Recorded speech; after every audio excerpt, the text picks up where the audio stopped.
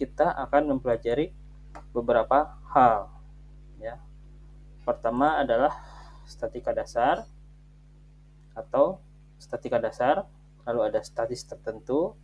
Ya, jadi ruang lingkup kita hanya ada di sini nih. Ya. Kalau di sini ada yang dulu sekolahnya di SMK Bangunan, SMK Mesin, mungkin pernah mempelajari hal ini. Gitu ya. Di sini kita akan sedikit menyegarkan materi-materi yang sudah dibahas. Namun kalau yang dari SMA juga sebetulnya sudah ada di kesetimbangan momen, tapi di statika ini kita lebih dikhususkan mengenai gaya, aksi dan reaksi, terus hukum Newton dan lain sebagainya. Ya, oke. Lalu apa sih statika? Jadi pertama, statika ini adalah cabang dari mekanika teknik yang mempelajari hubungan gaya atau pembebanan. Ya. Nah, ini setiap struktur atau sistem konstruksi ya harus berada dalam keadaan diam, seimbang, dan statis. Makanya ada istilah namanya statis tertentu.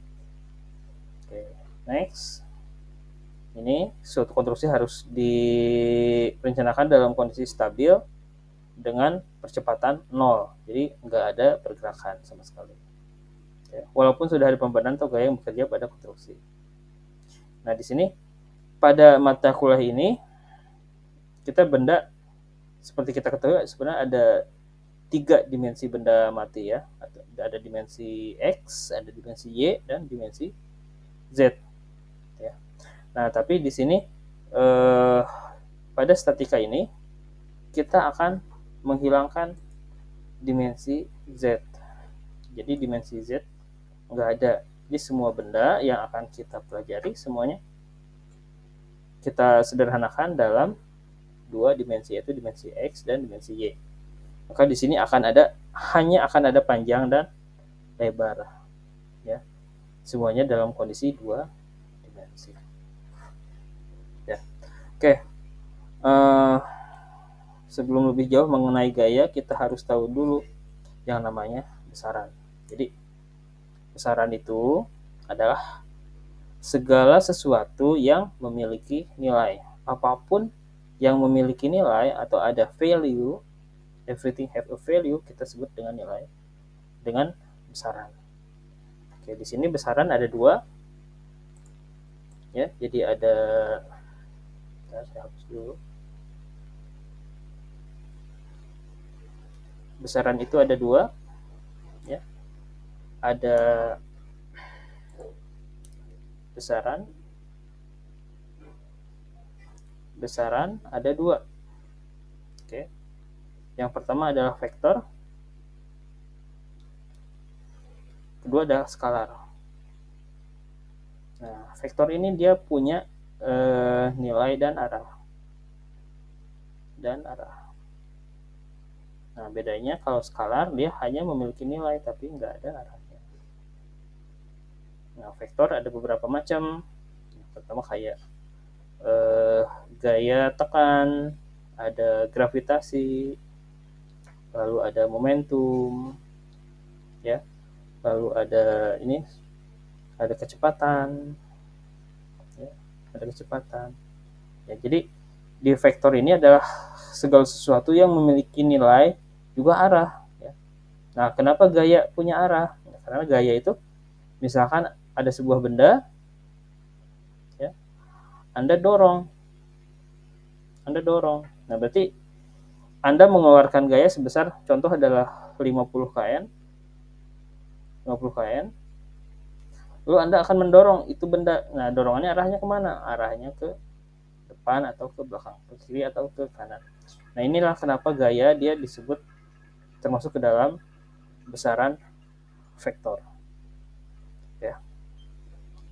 Oke, lalu ada gravitasi. Nah, gravitasi dia memiliki besar, gravitasi. Nah, gravitasi besarnya adalah 9,8 meter per second kuadrat. Ya. Nah, selain memiliki nilai sebesar 9,8 ini, si gravitasi juga punya arah, yaitu arahnya selalu ke bawah. Nah, ini kenapa gaya gravitasi ke dalam besaran vektor. Oke, next. Selain vektor ada juga skalar. Nah, skalar ini dia hanya memiliki nilai. Nah, contohnya adalah suhu, lalu ada ms atau massa jenis, lalu ada I atau intensitas cahaya. Contoh, kenapa suhu nggak punya arah? Kenapa suhu nggak ada arahnya? Karena suhu ini hanya berupa nilai. Nilainya adalah misalkan 90 derajat, 80 derajat, atau minus 30 derajat Celcius dan sebagainya. Lalu ada massa jenis juga dia hanya memiliki nilai tapi nggak ada arah. Kecuali kalau si massa jenis ini dikalikan dengan gravitasi, dia berubah si massa jenis itu menjadi besaran vektor. Oke, itu ya. Nah, ini mengenai besaran. Nah, pada mata kuliah statika ini kita akan persempit ruang bahasan kita ke dalam gaya, ya, gaya atau ada momentum, ada lain sebagainya. Tapi kita akan banyak kita akan banyak membahas tentang gaya, ya. Gaya ini berarti atau kita sebut dengan force ya kalau bahasa Inggris. Nah, apa sih itu gaya? Jadi gaya ini adalah segala sesuatu yang bisa menyebabkan sebuah benda itu bergerak. Ya, contohnya di sini ada sebuah bandul. Ini adalah sebuah bandul.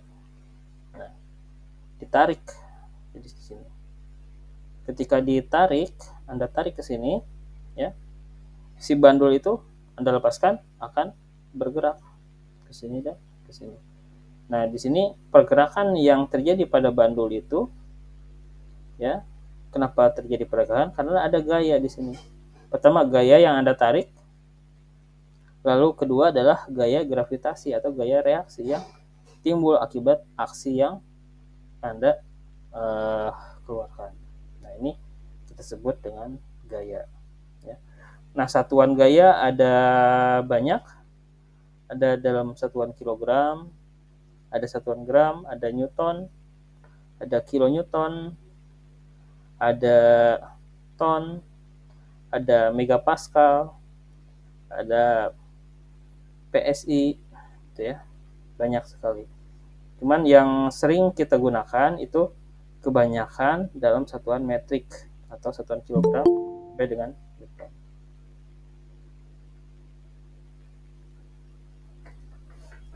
Oke, nah ini mengenai gaya. Gaya itu ada dua. Ada gaya yang ada gaya yang sumbernya ada di luar sistem. Ada gaya yang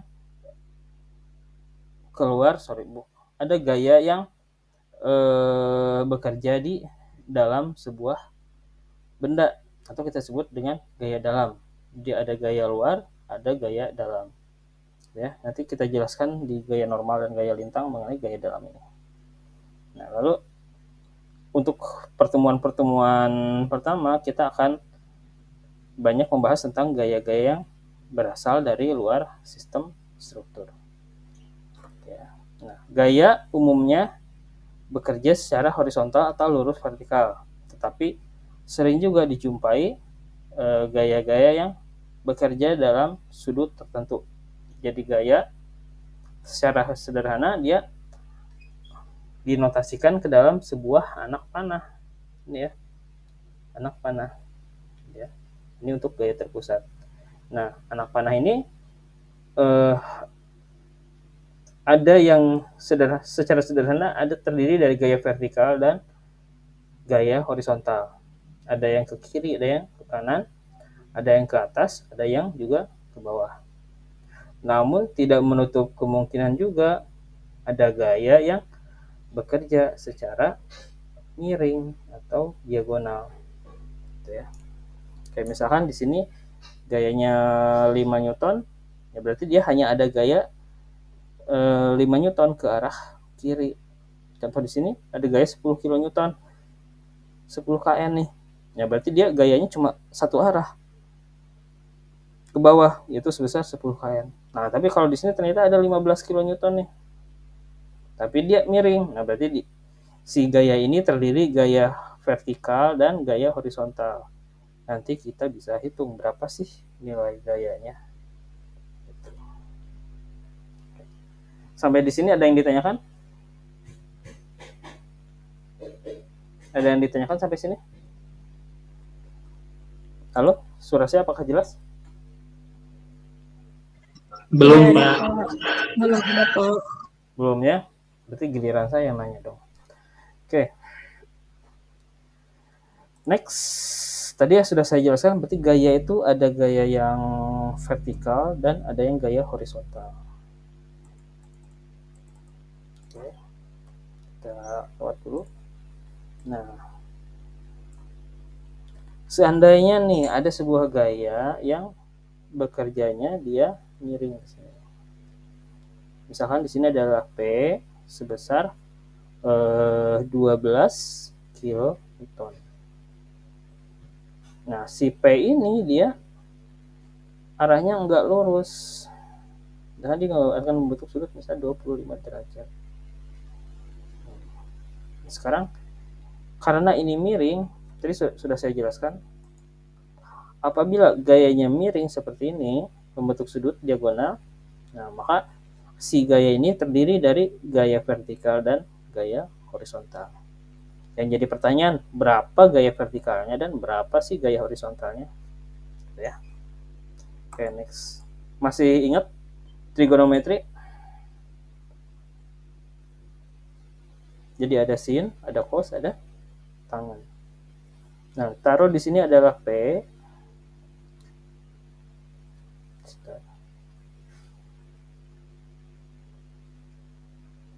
Misalkan di sini adalah P sama dengan tadi berapa? 12 ya. 12 kN. Nah, maka di sini karena si gayanya miring, maka dia akan terdiri dari dua buah gaya, yaitu PH dan PV. Nah, ini berarti miring, si gaya yang vertikalnya akan ada di sini. Oke. Anda masih ingat trigonometri? Misalkan sin alfa sama dengan, nah kita lihat di sini sudutnya ada 25 derajat. Sin alfa apa berapa ini? Sin alfa ini apa berapa? Sin alfa. Ismail Muhammad ada? Ada apa? Ada. Oke, Ismail Muhammad, saya mau tanya nih. Ini adalah sebuah segitiga siku-siku, sudutnya 25 derajat. Alfanya adalah 25 nih. Alfanya 25. Yang ditanyakan sin alfa. Sin alfa itu apa berapa? Ismail Muhammad. Apa berapa? Sin depan per miring. Nah, sekarang depannya mana nih? Alfa, Ismail Muhammad. 12, Pak. Di nih, Anda lihat nih sudutnya di mana di sini nih. Sudutnya alfanya ada di sini nih. Nih. Di depan sudut ada apa? Ada apa di depan sudut? Sin alfa depan per miring. Di depan sudut ada apa? Ada apa di depan sudut? Ada P, PV atau PH?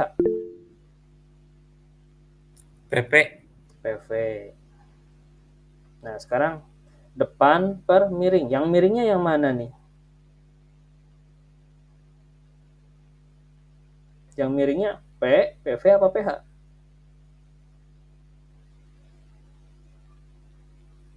P, PV atau PH Ismail Muhammad? Halo, Ismail Muhammad?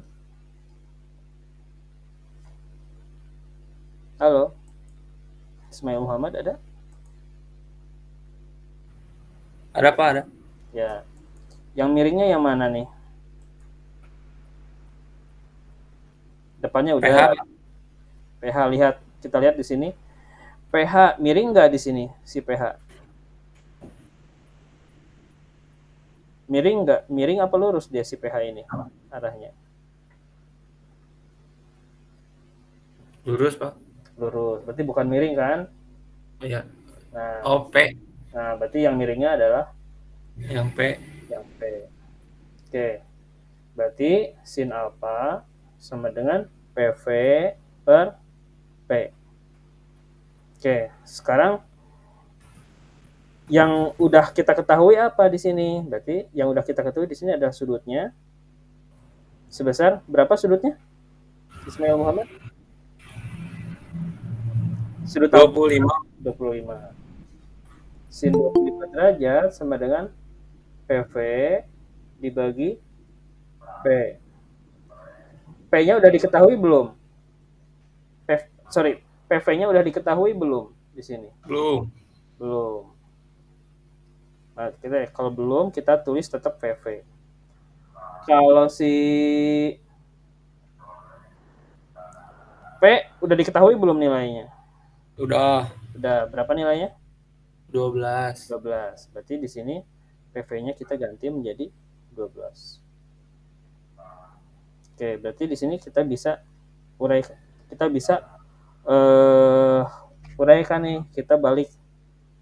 Berarti PV sama dengan apa dikali apa?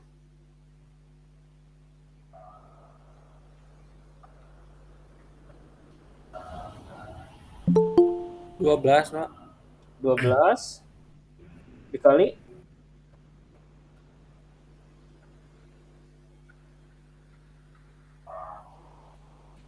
apa?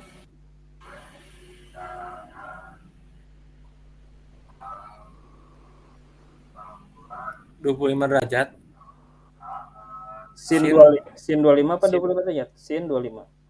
Sin 25. Benar kayak gini? Nah, berarti kalau kita bisa gunakan analogi sederhana ya. 5 sama dengan 10 per 2. Berarti ini 12-nya kita seolah-olah nih 2, berarti 2 sama dengan 10 per 5 nih. Nah, berarti harusnya bukan 12 per sin 25, tapi berapa?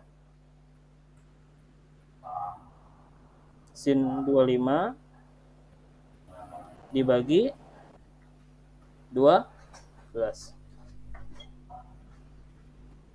Oke. Nah, sekarang berapa nih? Sin 25 nilainya berapa?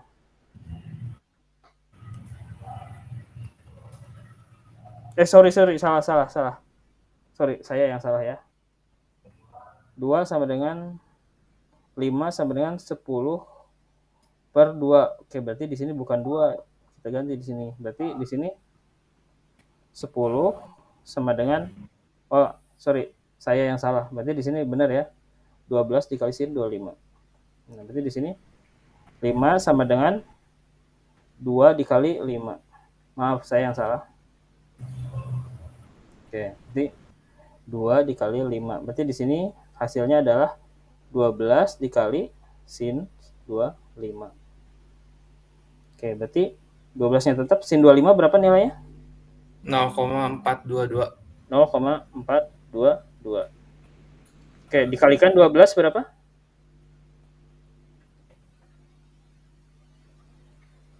0,422 dikali 12 berapa? 5,064. 5,06. Oke, terima kasih Ismail Muhammad. Nah, berarti di sini PV yang terjadi akibat P ini besarnya adalah sebesar 5,06 kilo. Nah, si PV ini nggak selalu di sini. Ini kita bisa proyeksikan ke sini nih. Nah, berarti di sini PV sama dengan 5,06. Oke, apalagi yang belum diketahui di sini? Kita tinggal PV-nya udah, pH-nya belum. Nah, berarti di sini kita tinggal mencari berapa sih nilai pH. Oke. Untuk mencari nilai pH yang akan kita gunakan adalah, saya ngacak di sini. Nah, berarti kita gunakan cos, ya. Kita gunakan cos. Kosinus alfa sama dengan berapa kosinus alfa? Saya tanya siapa ya? Saya tanya ke Sahrul Awali ada? Sahrul Awali ada? Halo, Sahrul Awali ada? Halo, Sahrul Awali ada? Halo, Sahrul Awali? Ada hadir, Pak. Oke, Sahrul Awali, saya mau tanya nih. Kosinus alfa. Alfa itu apa berapa? Kosinus alfa apa berapa? Cos apa? Samping per miring. Nah, di samping alfa ada apa nih? Sahrul Awali.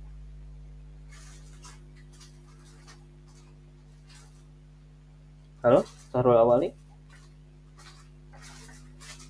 Di samping alfa ada apa di sini?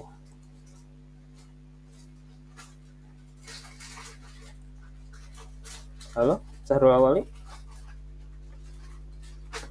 Sahrul Awali. Ada Sahrul Awali? Nggak ada?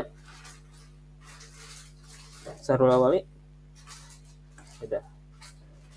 Ada pH. pH. Oke, jadi kita tulis di sini ada pH. pH dibagi miring. Miringnya apa? Yang miringnya apa? P. P. Oke, berarti di sini cos alfa sama dengan pH per P. pH-nya udah ketahuan belum? pH-nya udah ketahuan belum, Sahrul Awali? Udah tahu belum nilai pH-nya berapa? Udah tahu belum nilai pH-nya berapa? Belum. Ya. Oke, kita tulis lagi pH. Kalau P-nya udah ketahuan belum? P-nya udah ketahuan belum? Udah. Nah, berapa nilainya? Nilai P-nya? 12. 12. Oke, berarti di sini cos alfa sama dengan pH per P. Oke, nah di situ sekarang kita bisa mencari nih berapa sih nilai pH-nya, karena kita akan mencari nilai pH. Oke, di sini berarti dengan cara yang sama, cos alfa sama dengan pH dibagi P, berarti sama dengan pH per 12. Oke, berarti pH sama dengan apa kali apa? 12 dikali apa? 12 dikali apa? Sahrul Awali. pH ini Dikali cos alfa. cos alfa. Nah, sekarang cos alfanya berapa? Jadi ini cos berapa di sini sudutnya? Berapa sudutnya di sini si alfanya? 25 derajat. 25. Oke, sekarang Anda cek kalkulator, berapa sih nilai cos 25?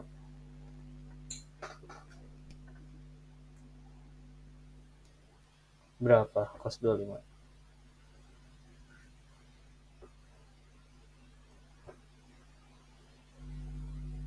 Cos 25, kosinus 25 berapa?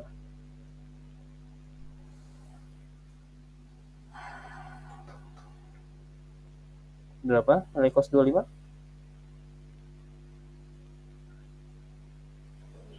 0,9. 0,9. Oke, 12 dikali 0,9 berapa?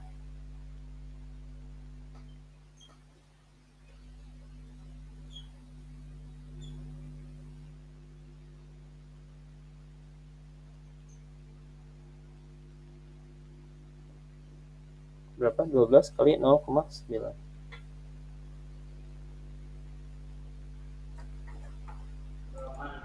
10,8.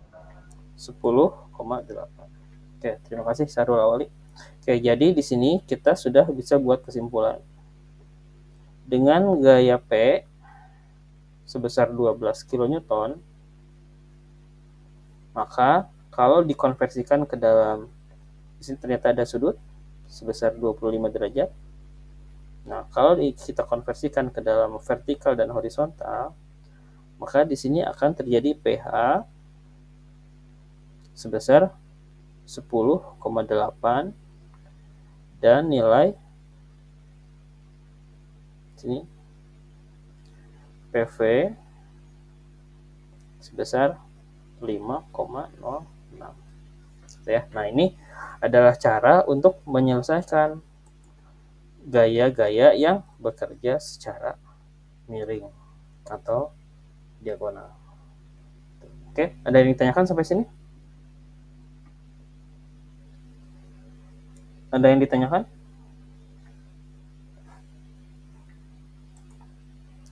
Oke, next.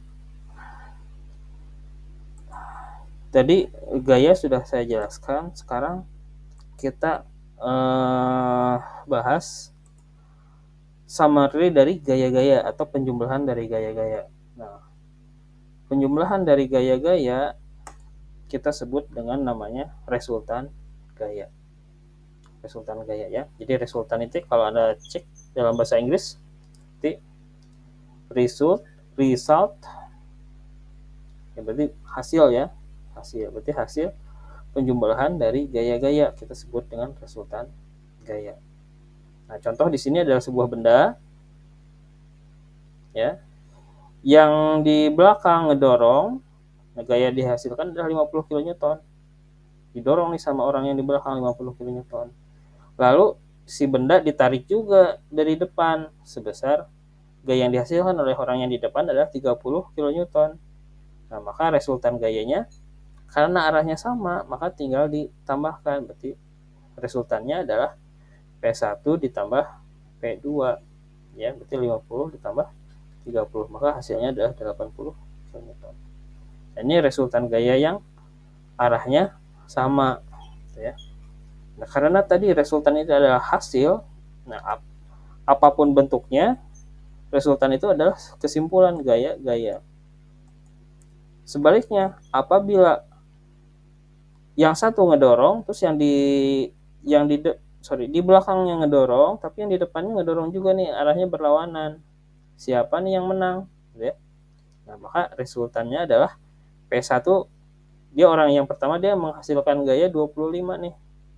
Nah, tetapi yang di seberangnya arahnya berlawanan, maka arahnya adalah berlawanan. Berarti lawan dari positif adalah negatif, maka dia gayanya adalah min 10. Nah, di sini maka resultannya bisa kita sederhanakan. P1 min P2. Nah, maka di sini resultannya adalah 15 kN. Si orang nomor yang ini ya tetap kalah karena gaya yang dihasilkan oleh orang yang di belakang lebih besar. Maka di sini resultannya adalah 15 kN.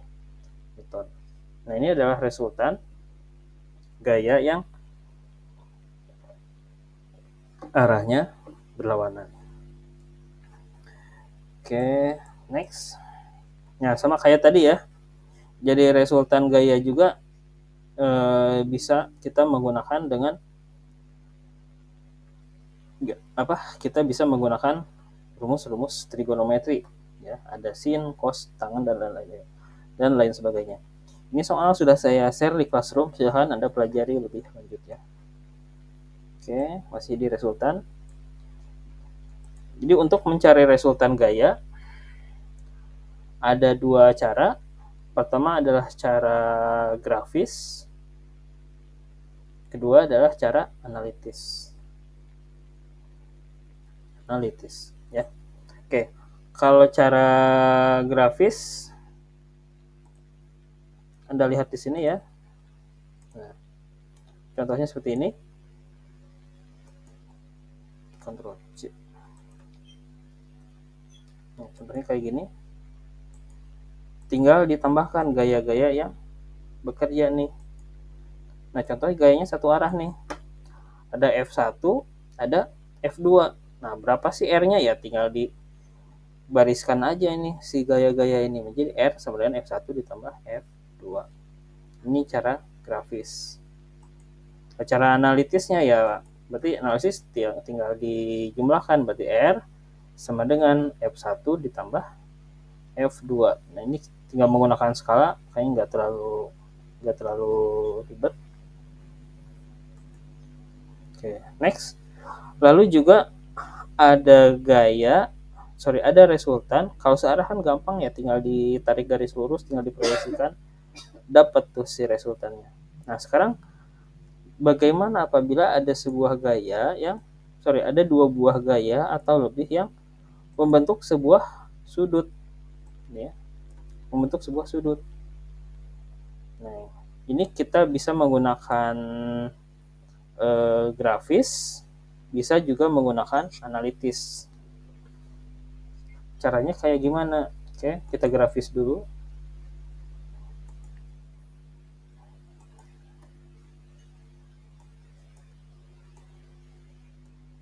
Grafis dulu. Nah, ini ya, Ctrl C. Oke, kalau cara grafis ini relatif mudah ya. Jadi ada dua buah gaya. Pertama ada gaya A, yang kedua ada gaya B. Ya, ada A, ada B. Kedua buah gaya ini membentuk sebuah sudut. Nah, makanya di sini kita nggak bisa asal nambahin, ya, Kita harus membuat simulasi dulu. Bagaimana sih perhitungan resultannya? Ini relatif sederhana. Jadi si gaya A ini kita copy ke sini nih, ke ujung gaya B. Nah, maka hasilnya adalah ini ya. Nah, ini adalah A aksen. Ini adalah refleksi dari gaya yang A ini. Lalu bagaimana sama si B-nya? Nah, B-nya sama, diproyeksikan juga ke ujung A. Maka akan terjadi di sini B aksen. Nah, resultan yang terjadi adalah garis yang menghubungkan dari belakang gaya sampai ujung mata panah gaya. Nah, ini kita sebut dengan resultan. Ini bisa menggunakan penggaris, bisa menggunakan CAD atau apapun yang sifatnya grafis. Tapi harus di skala. Misalkan 1 tonnya 1 cm nih. Oke, berarti Anda tinggal buat garisnya. Nah, ini adalah cara grafis. Oke. Next, lalu ada juga cara analitis, ya. Kalau cara analitis berarti kita harus tahu dulu berapa sudut yang dibentuk oleh itu gaya. Oke. Nah, kita harus tahu berapa sudut yang dibentuk oleh itu gaya. Di sini ada dua buah gaya, ada gaya A dan ada gaya B. Berapa sudutnya yang dibentuk? Ya, kita harus tahu, misalkan 30 derajat, 90 atau 60 derajat dan lain sebagainya. Nah, nilai resultannya adalah R sama dengan akar dari A kuadrat ditambah B kuadrat ditambah 2AB dikalikan dengan kosinus alfa. Ya, nah ini cara analitisnya apabila kita menemukan gaya yang membentuk sebuah sudut. Ya. Lalu dengan cara analitis juga kita bisa menentukan berapa sih sudut yang dibentuk antara resultan ke titik ke garis B. Nah, kita sebut dengan theta. Nah, berarti R sin theta sama dengan A dikalikan dengan sin alfa. Ini relatif mudah. Ya. Oke, sekarang lanjut ke contoh soal. Ya, contoh soal. Oke, kayaknya ribet banget. Sebentar, saya hapus-hapusin dulu. Nah, ini contoh soal.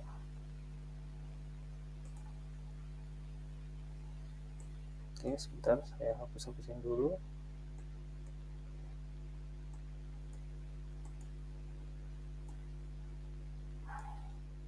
Oke.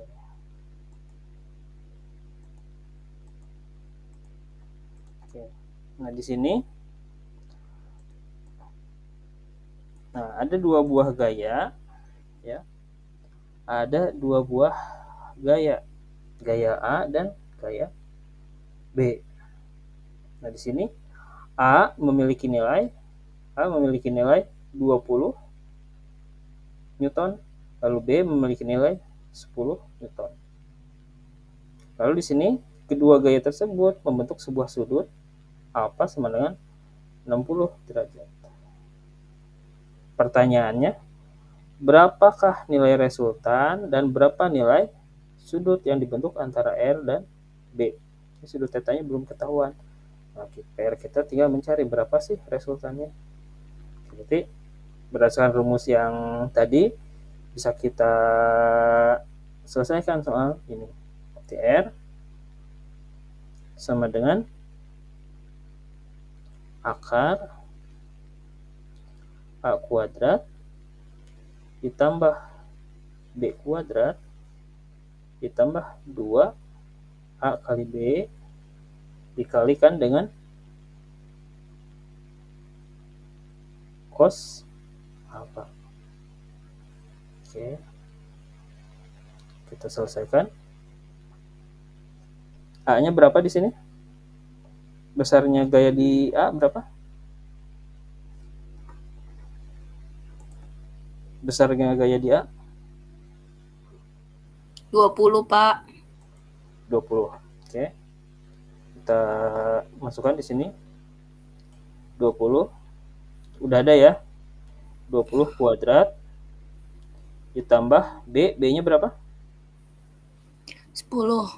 10 ditambah 2 kali 20 dikalikan dengan B 10 dikalikan dengan kosinus. Kosinus berapa? Kosinus berapa apanya? Kosinus berapa? 60. 60. Oke, berarti di sini kita sederhanakan. Spidol. Sederhanakan. 20 kuadrat berapa? 20 kali 20 berapa? 400. 400. 10 kali 10? 100. 100 ditambah 2 kali 20 dikali 10. 2 kali 20 40 400. 400 dikalikan dengan kosinus 60. Kosinus 60-nya terakhir aja. Kosinus 60. Oke, berarti di sini berapa? 400 ditambah 100 ditambah 400 berapa? 900. 900 dikalikan dengan kosinus 0,5.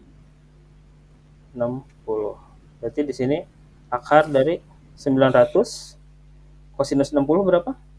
0,5. 2,5. 0,5. 0,5. Oke, berarti di sini akar 900 dikali 0,5 450. Sekarang akar dari 450 berapa?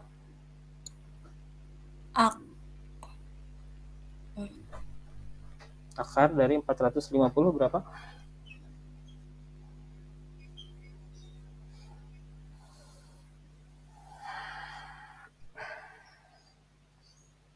Akar dari 450. Berapa? Ayo. Akar dari 450 berapa?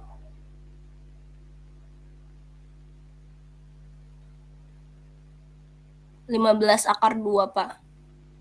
Di anak ini aja deh. Maksudnya berapa sih? 20, berapa gitu biar cepet. 21,21. 21,21. Betul nggak?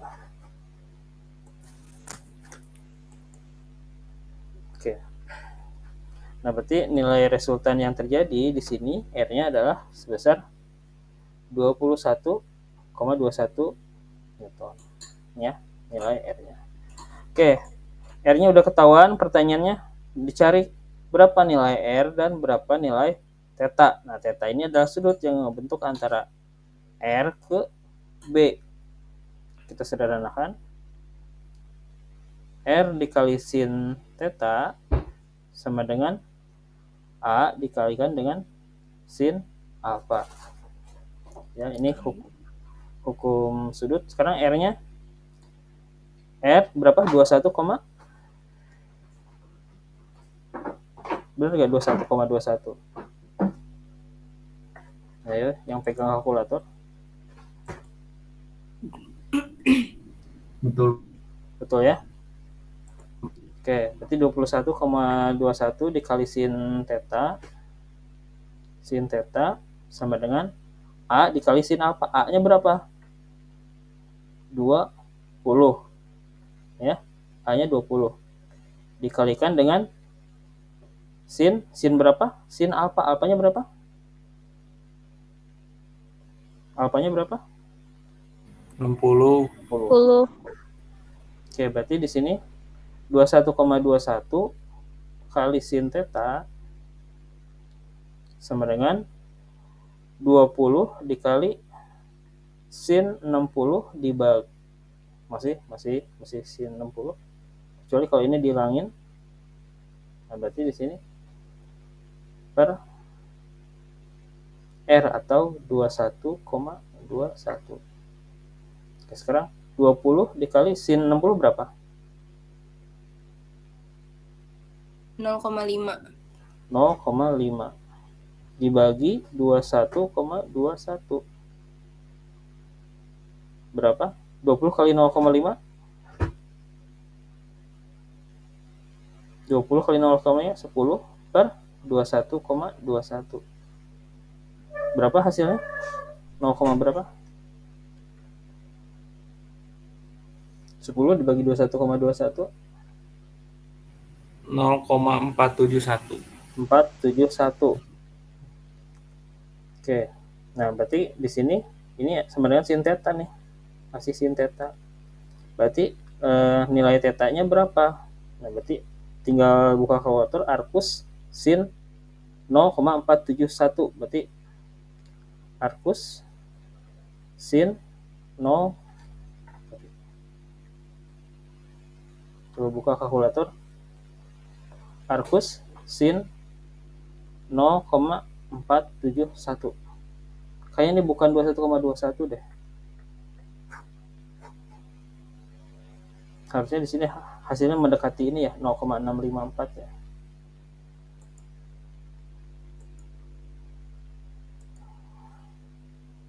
Berapa arcus sin 0,471?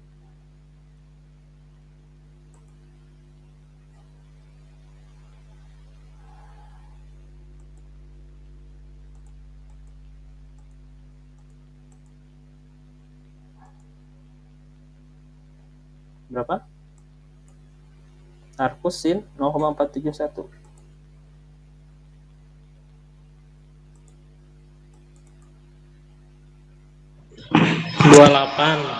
delapan. 28. Nah, ini nggak sinkron nih sama ini. Kayaknya ada yang salah nih di sini nih. Akar dari 450, coba Anda cek lagi.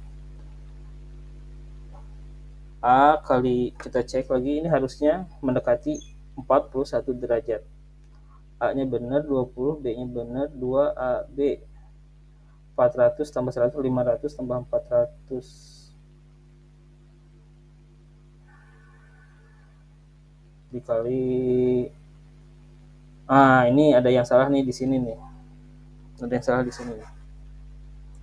Jadi urutan perkalian itu, urutan matematis itu bukan tambah-tambah kali, tapi kali dulu. Jadi ada kasta-kastanya ya. Kali dulu baru tambah. Nah, ini salah nih di sini. Jadi di sini harus Anda pisahkan nih. Jadi ada, ini kan 400. Nah, ini harusnya ada kurung di sini. Oke. Berarti di sini akan ada 500 ditambah 400 kosinus alfa. Berarti di sini akan ada 400 kali kosinus alfa berapa? 0,5. Oke. Jadi 500 ditambah 400 kali 0,5 berapa? 200. 200. Oke, berarti di sini harusnya bukan 450 tapi 700. Berapa akar 700? 26,4 26,45. 45. Jadi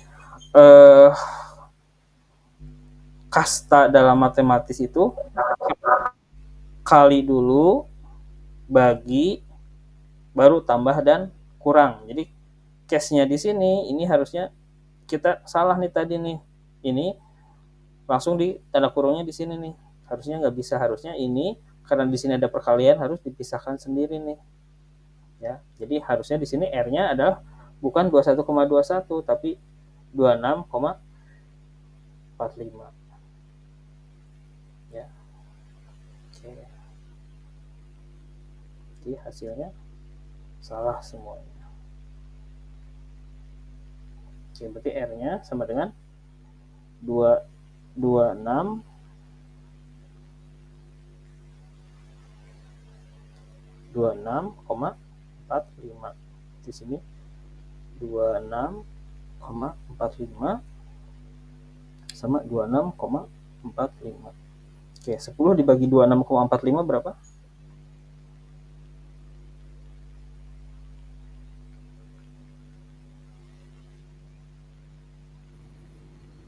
0,37. Bentar, kok beda ya. Coba ini jangan dulu dikalikan deh. Oke, si R-nya kita masih taruh di sini. 26,45.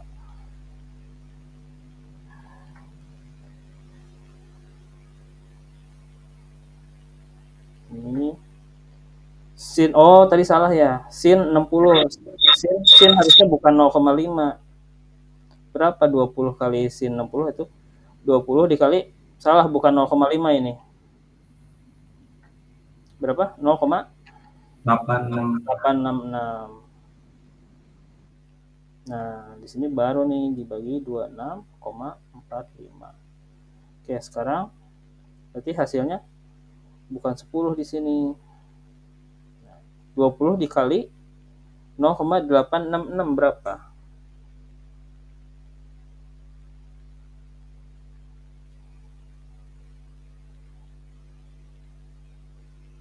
20 dikali 0,866. 20 dikali 0,866. 17,32. 17,32. Nah, di sini 17,32 dibagi 26,45 berapa?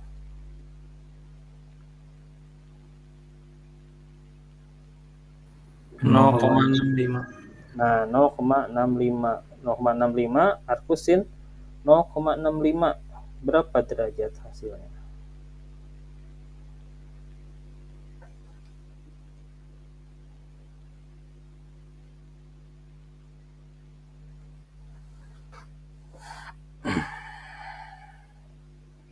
Harusnya mendekati ya.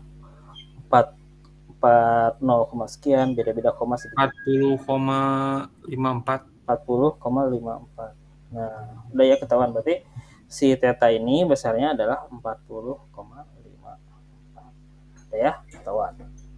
Oke, ada yang ditanyakan sampai sini? Sampai sini ada yang ditanyakan? Oke, kalau nggak ada, saya sebentar.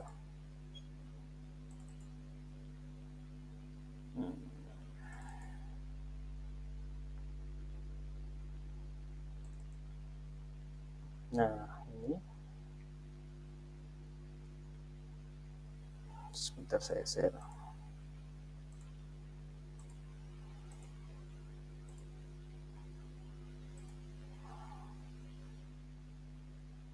Nah, ini tugas pertama Anda ya, sudah saya share di Classroom. Silahkan dicek. Ya, sederhana aja.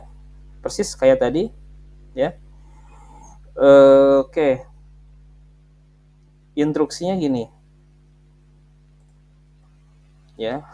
Tugas ini ada sebuah gaya yang membentuk sudut nih. Ada A, ada gaya A, ada gaya B. Nah, tapi si B ini nilainya bukan 10, bukan 15. Nah, tapi si A ini nilainya 2x kilonewton. Lalu B 3y kilonewton. Ini adalah 2x dan B-nya 3y. X-y itu apa? X-y itu adalah 2 NIM terakhir Anda. Misalkan si Agus nih, NIM-nya 0, 1, 2, 1, 2, 3. Nah, berarti X-nya adalah 2, Y-nya adalah 3. Ya. Ini tugas silakan Anda buat, tulis tangan, kasih nama, ya harus kasih nama. Nggak ada crop tugas orang lain, tulis tangan ya semuanya. Lalu Anda foto atau di scan terserah, lalu convert, yang penting dalam bentuk PDF. Nanti silahkan Anda upload di Google Classroom. Ya, ini saya kasih waktu 1 minggu, tapi lebih sedikit nggak apa-apa, masih ada diskon. Oke, ada pertanyaan? Ada pertanyaan sampai sini? Halo? Halo? Tidak ada, Pak. Tidak. Udah ya? Tidak. Ya. Ini tugas udah saya share di Classroom, silahkan dikerjakan. Oke. Mengenai metode pembelajaran, ada yang perlu diklarifikasi atau dikomplain, Pak, kok nggak pakai Edlink aja atau nggak kayak dosen lain? Ada nggak gitu nggak? Aman ya? Ada, Pak. Soalnya email kampusnya. Oke, siapa namanya? Zakira Novita. Ini ya, email kampusnya kita masih ada waktu 1 semester ya, Zakira Novita. Silahkan Anda koordinasi sama si tim IT kampus supaya segera dipulihkan itu si alamat emailnya. Soalnya kalau pakai email pribadi dia nggak ditolak sama Classroom-nya. Dia harus ac.id dia. Gitu. Ya, kita masih ada waktu 1 semester ya. Silahkan, masih banyak waktu. Silahkan yang emailnya masih bermasalah, yang passwordnya lupa atau gimana, silahkan diperbaiki dulu, baru perkuliahan ini bisa efektif. Oke, ada lagi yang lain? Gak ada ya? Pak, izin bertanya. Kalau misalkan itu kan tugasnya 1 minggu, misalkan dalam tenggat waktu 1 minggu email saya belum dipulihkan, itu gimana ya Pak? Susulan atau gimana? Nggak masalah, Novita. Jadi enaknya di Classroom ini kalau misalkan telat sedikit, misalnya selama Classroom itu belum saya tutup, masih bisa. Gitu. Telat 1 minggu, telat 1 bulan, telat 3 bulan. Yang penting ketika akhir perkuliahan, misalkan saya ngasih tugas 3 atau 4 nih, 4-4-nya harus ada nih, meskipun ada yang terlambat, ada yang gimana, ada yang salah room apa salah kelas, suka ada kayak gitu. Yang penting nanti misalnya saya kasih tugas 4, yang penting ada 4-4-nya gitu. Nggak ada yang kirim WhatsApp, kirim email, aku pusing saya. Semuanya di-collect di Classroom. Oke, Ya. Pak. Oke ya. Ada lagi? Ada lagi? Tidak ada, Pak. Nggak ada. Oke ya. Ingat tulis tangan ya. Ini soalnya mudah sekali. Tulis tangan lalu diupload di Classroom. Nggak ada yang namanya nge-crop tugas orang lain. Saya sudah ngajar di Nusa Putra ini dari 2018 ya. Dari mungkin Anda masih SMA. Banyak mahasiswa yang cuma diganti namanya aja gitu. Ternyata tugas yang dikumpulin tugas orang lain itu otomatis yang kayak gitu. Saya lebih menghargai Anda ngerjakan seadanya, ngasal dikit nggak apa-apa. Karena saya paham ada yang kerja, ada apa, ada yang udah rumah tangga. Yang penting ada nggak nge-crop tugas orang lain gitu. Anda lebih terhormat Anda nyalin tugas temennya nih, nggak sempet nih eksi-eksian segala macam, waktunya saya nggak ada. Lebih terhormat Anda nyalin tugas temennya dengan tulisan tangan Anda sendiri daripada Anda yang nge-crop cuma namanya doang yang hapus. Anda masukkan nama di tugasnya sama. Setiap orang itu tulisan tangannya identik, itu beda-beda, jadi pasti ketahuan yang nge-crop siapa aja. Otomatis itu harus diulang. Saya nggak sama sekali nggak mentolerir hal-hal seperti itu. Oke ya. Oke, kalau tidak ada yang dipertanyakan, saya cukupkan sekian. Mudah-mudahan pertemuan kita bermanfaat. Saya ucapkan terima kasih. Wassalamualaikum warahmatullahi wabarakatuh. Waalaikumsalam warahmatullahi wabarakatuh.